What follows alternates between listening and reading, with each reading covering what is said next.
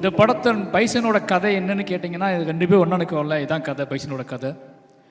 தூத்துக்குடி மாவட்டத்திலேருந்து கிளம்பி வந்து உழைப்பாலையும் திறமையாலையும் நேர்மையாலையும் பெரும் போராட்டங்களுக்கு இடையில் வெற்றி பெற்ற நிறைய இளைஞர்களோட கதை. அதில் 2 பேர் மேடையில் இருக்கிறோம். இதுதான் பைசனோட கதை.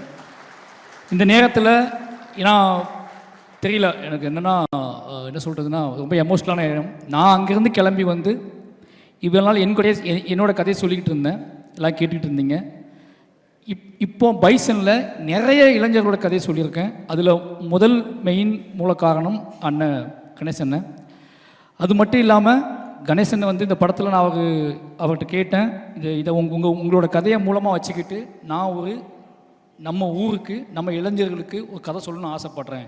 அது என்னோடய ஸ்டைலில், என்னோடய அரசியல் பார்வையில், என்னோடய புரிதலில் இந்த கதையை நான் சொல்லணும்னு ஆசைப்பட்றேன். இதுக்கு உங்களோட ஒத்துழைப்பு எனக்கு வேணும்னு கேட்டேன். அவர் நீ பண்ணால் அதை கரெக்டாக தான் சொல்லுவேன், என்ன தேவைன்னு தான் சொல்லுவேன், அதனால் நீ எடுத்துக்கோன்னு சொன்னார்.